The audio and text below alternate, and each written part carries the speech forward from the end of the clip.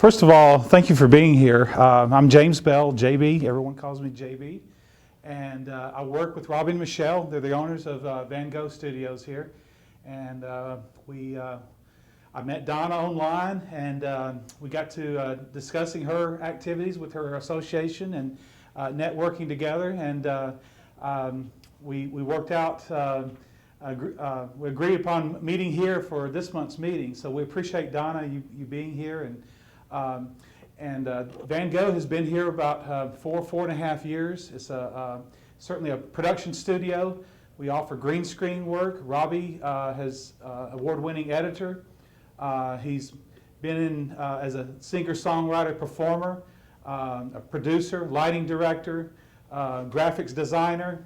He's recorded his own music. He's produced for a lot of people. So I work with those two in the back of the room. They're very talented people, and I'm proud and privileged to work with them. Probably 13, 14 years now. So I really enjoy working at Van Gogh. So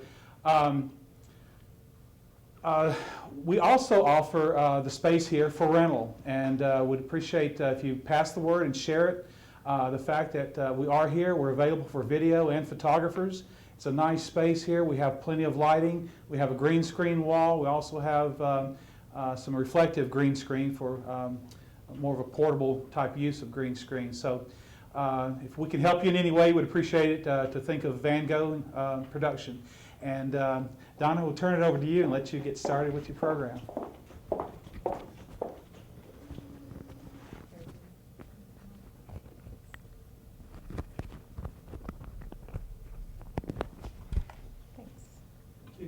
First of all, I want to thank all of you for coming out on a horrible night like it is tonight, and thanks for coming out. And I want to welcome people who are joining us by live stream tonight. And I wanted to tell you guys a little bit about why I started this organization, and I'd love to get more people involved in it. A few years ago, I think all of us were struggling with, we're just doing video. And all of a sudden now our clients expect us to be able to put video on a cell phone and email, make it go viral and get it seen on the internet, and put the whole Google search with it. And thank goodness they want what we do, but I really want this association to so focus on ways that we can add revenue to the things that we do and stay up to date. So I'd appreciate it if you guys let me know about speakers that you think and topics that you're interested in, locations where we can meet, and any help that you guys can give is greatly appreciated. One of the things that I do want to avoid with this group is just having so sponsorship driven that I think everybody's cognizant of their time, and I myself like to have just, let's just cut to the chase and get to the presentations and that kind of thing. So we do have to charge for some of the meetings just to help offset some of the cost. And but I do want to thank group called Copy Talk. They are a transcription service, and they are helping out with tonight's pizza, and I appreciate that. And if you guys ever need a transcription service, they're great, and they'll take your video if you do long interviews and that kind of thing, and just put the time code in and all of that, and I'll have them out in the meetup group. I really want to thank Robbie and James Bell and Michelle for making the studio available. It's beautiful, and this is such a great opportunity, I think. Tony Hale from Performance PC is going to speak, and Chase Luck from Mojo Works is going to speak tonight. And I think both of these topics, live streaming and digital signage, are going to be huge for all of us who do video in the future, and really great ways to increase ongoing. I know with me, it's every little project is a lot of work, a lot of effort, and it's very time intensive. And then you get finished with it and you're on to the next client, or you're on to the next video, and it takes so much. And live streaming is one of those things where once you do it, you have some recurring revenue, and you're not constantly out selling. You can come back and you can do more and more and more with it. And I think there's going to be more demand. We have an association that we do it for, and they have grown their membership like 5 times. They've been able to increase the amount of money that people pay from like $20 to $50 a year. They have members from all over the country because they live stream their meetings. So I see that with every association. They were just a little bit more forward thinking. And then with what Chase does, and with the digital signage, that's another great opportunity that people everywhere are going to have digital signage, and more needs for us producing the video and content that go with their digital signage. So Tony, turn it over to you.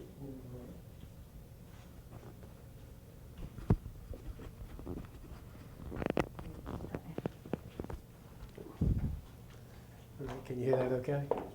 All right. So my name is Tony Hale. My company is Performance PC, and I know I've got a couple of customers actually that are here, Angela and Paul. What I do is I specialize in building turnkey systems for people that do video production. As a company like all of us, you got to look at different ways to branch out and do different things to expand your business. How many people have actually been involved in a live stream event or done any live streaming? Okay.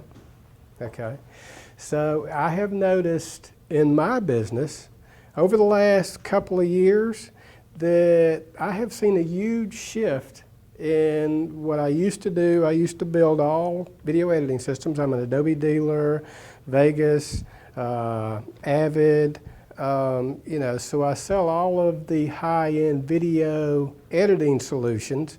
I build custom systems for people doing production. So I'm a Matrox dealer, I'm a Blackmagic dealer, so that's what I do. Now, I've noticed in the last couple of years that I've really shifted to doing probably 65% more live streaming systems today than I am video editing systems. And live streaming is huge in the education sector, house of worship. A lot of churches streaming their services and various different activities and events, streaming on the internet. Infrastructure is in place today so that, there's bandwidth there that allows us to be able to do this effectively. Of course, compression schemes have got better so that to compress and decompress, to actually deliver the content on the internet is very effective and fairly easy to do today. I am a dealer of Blackmagic products and Matrox products. I also am a dealer for Telestream. Telestream is a software and hardware company. The main product that I sell from Telestream is called Wirecast. Wirecast is a software, and actually I was going to hook my laptop up and show it to you. Wirecast is a software that allows you to do live streaming. What it does is it will take, depending on the design of the hardware, as many cameras as you want to feed into it. Allows you to switch in the software between the cameras, between your sources. Also add graphics and text for CG, for titles, all real time, live encodes it, and sends it out the internet for live streaming. So you're actually, what you do in the system is you set everything up, you're actually doing switching, you're doing the production, you're producing the content, you're sending it back out a network port to a server that's sitting out somewhere that people then can attach to watch your live stream event. Now I've got some customers that actually do it e-commerce. So it can be a money-making solution. What they do is they have a company that they have hooked up with that does the streaming for them. Actual people go in, log in, put in their credit card information. So they've got revenue coming in for their live stream events, which mostly are training seminars for, they do swimming pool lectures. So they teach people swimming pool safety.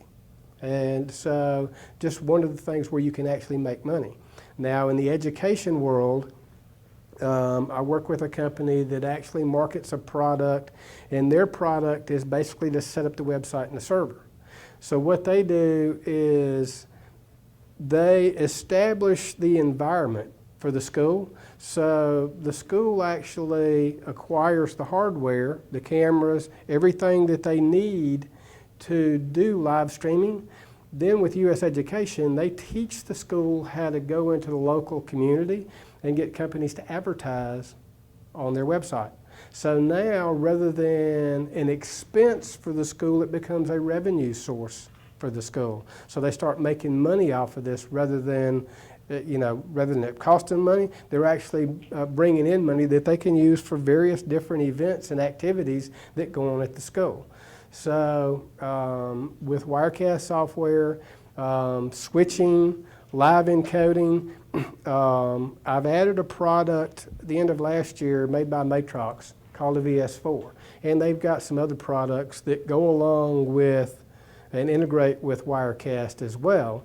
The unique thing about Matrox products is it allows in the software allows you to capture the ISO or the source file or the source input.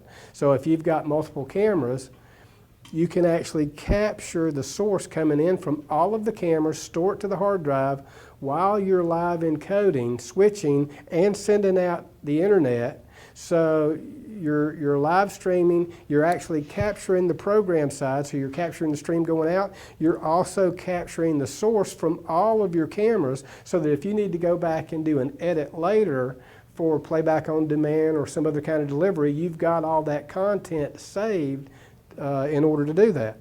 Now, another one of the things that we do is we developed a solution that is mobile. So it's a small cube. I've got a soft case that's like your luggage. It's got a telescopic handle with wheels. So you can basically everything packs into this enclosure. So you take it wherever you want to go, wherever you're going to do your event. You set it all up, hook your cameras up. I've got ways that you can actually hook your cameras to the system wireless. Now most cameras today, we're dealing with an HDMI connection or an SDI connection. The way that I design the system as an SDI interface into the computer. Then for some of the cameras that do HDMI, I do a converter. So I have a little converter box that converts from HDMI to SDI, and then SDI from that source back to the computer. What that does is allows us to go further. With HDMI, I have pushed it out 100 feet. With SDI, I can go up to 300 feet on the cable. So you can get cameras stretched out in various locations attached to your system for your live stream event. So that's what we do. We design systems for various kind of production and live streaming. Anybody have any questions, or I'll be here for the rest of the meeting, so if anybody's got any questions that they'd like to ask. I've actually got on my laptop, I've got the Wirecast software, so I'd be happy to, one-on-one we could look at it and I could show you how the Wirecast works and talk to you about the setup and, for video editing systems. Of course, Angela and Paul have an editing system that I built for them. Excellent. I can't recommend him enough. I mean, Yeah. excellent job. And So. that's the reliability and the speed. It's just, 26 hours. Thank you. And that's one, from a standpoint of being a business owner, just about anybody can build a computer and deliver a product like that. But, I try to support my customers more effectively, from the standpoint of software. If you buy a system from me, you don't call me and I say, well, it's a software problem, go someplace else, or whatever the problem is, we deal with it and resolve the issue. I mean, that's, I think, customer support is, that's one of probably the most needed requirements for doing, the kind of things that I do. So. And you do a lot of work with Showcase too, and all them. So We do. The name Showcase, then. Yeah, we I partner with several companies like that, and I partner with Showcase. Kenny and the guys at Showcase do a lot of stuff together. We cater to the same customers, and like what we're doing here, we've got other associations that Kenny and I are putting together, kind of joining these other two groups of associations for networking, the Atlanta Videographers Association and the Georgia Professional Videographers Association, which will now become one group, but we will hold meetings every 2 months at Showcase, at least until we outgrow their facility. And just another opportunity like this group here, another opportunity to network, talk to people that do what you do, and branch out. Thanks, Tony. All right.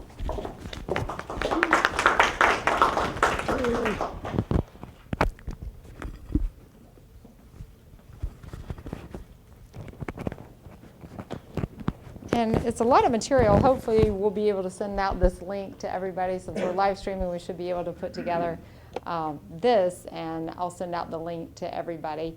Chase Luck is going to talk to us about digital signage options. I think there's so many cool things that if anybody has a business and they have a captive audience, they need to be using digital signage, and we as video production companies need to be out there telling them how to use it and producing the content for it. I mean, you see big corporations do it, but I think every small business ought to do it. They ought to be either selling advertisements for other people's business and making money off of it, or telling people about their own business, their heritage, and where they started building those bonds. So I am so happy to have Chase here tonight to talk about it, and he and I have been friends for a long time, and I know he does a great job. Chase?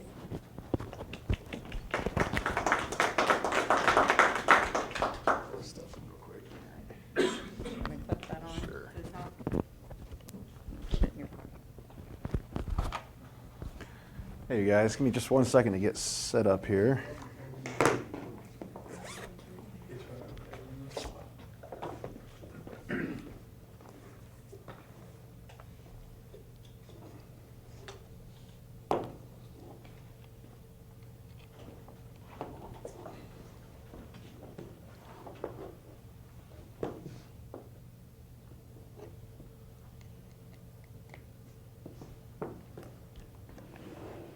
Might need to change inputs, I think, on that TV if someone has a remote. HDMI 1, I believe.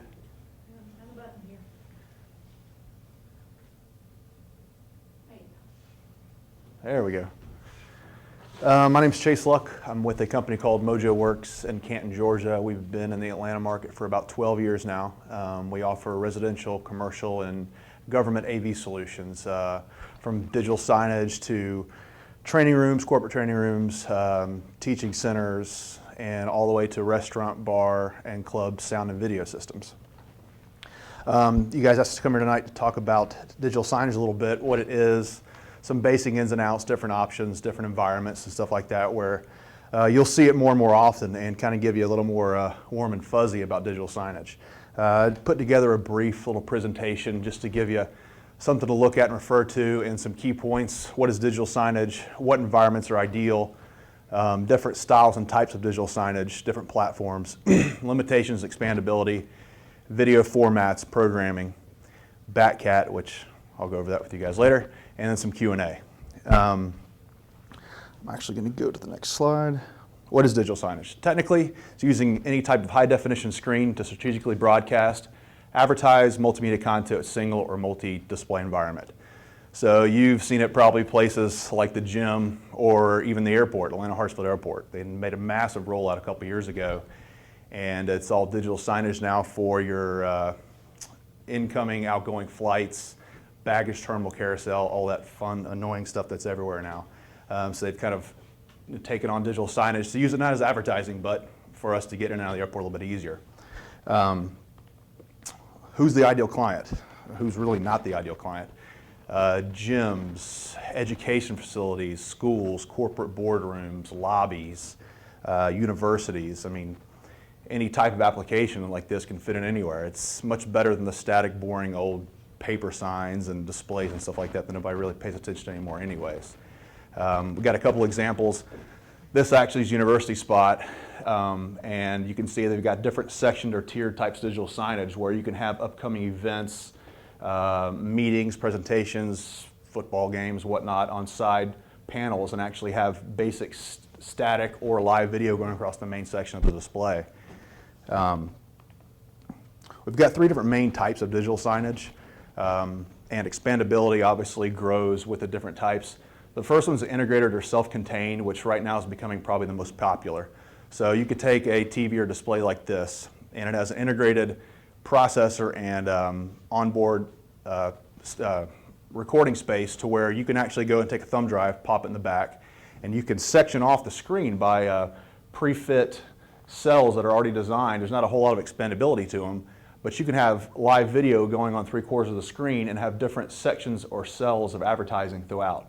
So I've seen some clients that actually will have a third-party company like us or somebody else, or even some of you guys, come in and actually install multi-screens, not charge them any money at all, let them broadcast live video, sports, whatever, news across the video, and sell advertising. So they'll sell spaces. So you guys come in and do the actual video content, update it once a month, once a quarter or whatnot, and give yourself an opportunity to get some recurring revenue with something like this. And I can promise you, if this was just a standard TV showing advertising in the corner of an office or a gym, no one's going to take the time to really stare at that screen that's showing nothing but advertising on it. But if you're on the treadmill, the hamster wheel for 2 hours, and you're watching CNN or ESPN, I guarantee you're going to see what's going on that screen. That's becoming the most popular, and the cool thing now is if a TV, $800–900 for a TV, these displays for a couple $100 more are giving you the digital signage opportunities. It's not a grossly expensive, option anymore, and you don't have to be a rocket engineer to program these things. You have preset cells that you simply select, drag and drop, add your video, and you can update it via the Wi-Fi on the local area network, or just take a thumb drive, pop it in the back. So expandability is not great with these as far as putting in multiple displays like you kind of see here where everything's all meshed together in one massive structure. But for something quick, easy, and clean, and HD, this is by far coming the most popular option just because of the price point and what it can do. The second is a digital signage appliance. And what this does is enable us to take any type of existing HD display like this one, attach it to the back, attach it to the network, and stream RSS feeds, graphics, live video, whatever you want to do as well. And it also can be tiered kind of like this first option can. So you can take pre-existing displays, integrate this into that, and you have the ability to go ahead and make a digital signage appliance. This also can be accessed via a LAN or a WAN. So let's say if you've got 5 or 6 of these, you don't want to have to go out to the client side every month to do updates or changes. You can get online via port 80 or a web interface, make changes, adds, whatnot, never have to step foot in the facility. Once it's originally installed or initially installed, you're done. HDMI or DVI, no component video, but these also have more functionality and power than option A, or the integrated self-contained unit, but aren't quite as powerful as the enterprise type stuff like you'd see at the airport and stuff like that. These units usually start $700–800 and they go up, so they've got a little more price to them than what the self-contained unit would have, but expandability is much higher. Third option is some type of enterprise or integrated signage panel. You can take multiple displays in a horizontal or vertical format, mesh them together, have independent video streams, or tier it up like you do with the first option as well. And the expandability is massive. These are usually devices that require independent licenses for each display, some type of back-end server that's going to host, import, export from these displays. They are self-contained as well, though. You do have an integrated hard drive network interface card and video processor in the back that actually does, in essence, the same thing as this, except on a much larger scale. So really, these are the 3 types of standard digital signage that you'd ever come across. Integrated, the appliance, and the enterprise integrated panel. Video formats, stuff that I'm sure all you guys are very, very familiar with. MPEG-4, Flash. For audio, I don't see it as much audio in the digital signage world, except for I was in DC not too long ago and went to one of the museums, and they have a digital signage type formats for a lot of their displays and models, and some of the cool old school World War II airplanes they had where you could go up to this actual digital signage, touch it, and interact with it. And so you see a lot of the audio and stuff come across stuff like that. And that's the Batcat. Has nothing to do with digital signage. It was an icebreaker just in case. He sleeps during the day and he fights crime at night. So, any questions? I'm not really a public speaker. I'm more of a sales and design guy, so excuse my rambling. Does the Batcat, does he have a Batmobile or a Catmobile? It actually is a Catmobile and it has a little mouse attached to the front with a string, so he just keeps going. So, but any other questions at all? So the first one, how much does it cost to go into a client, get them started with that particular thing, and what kind of monitor do you have to have? This stuff. Well, the first option, let me go back to it.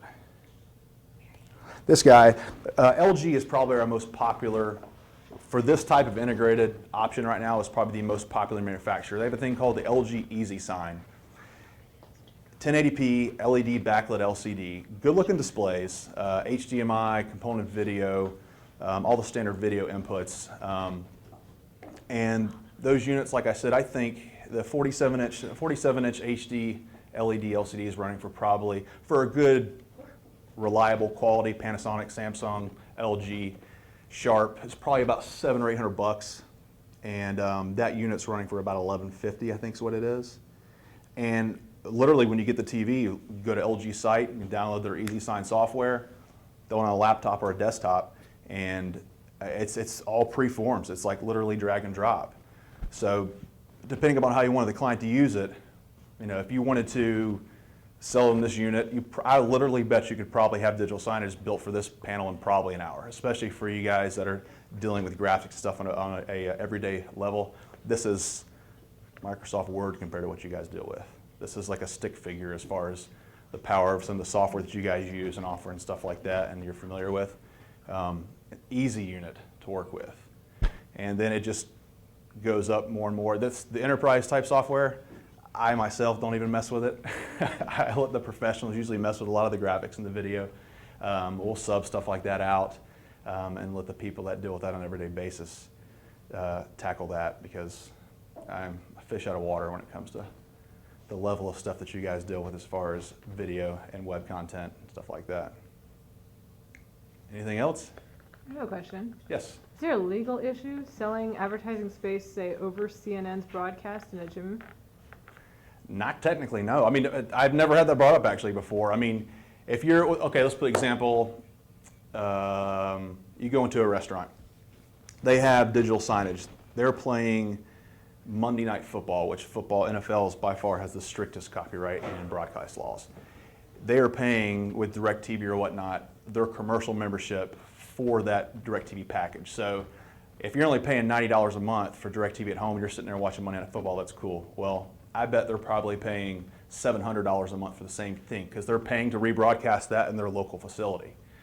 With that being said, you're not advertising on top of that actual broadcast, you're advertising locally there to your controlled environment.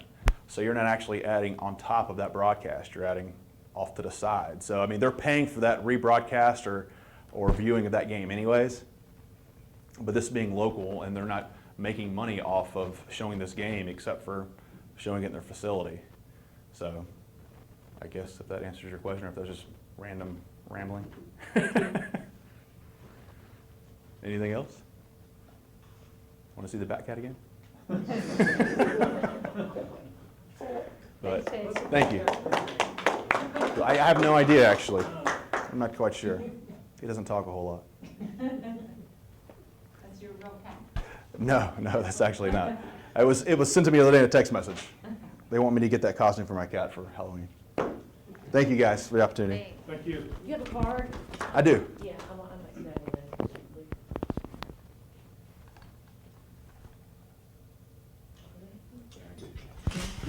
And Marianne, you can go ahead and cut off the live stream if you don't mind. But yeah, I think that this, you know, what I would hope is that you'd use Chase's expertise on that. And if you have a client who wants digital signage, ask you about it. He's great at the installation and the expertise in that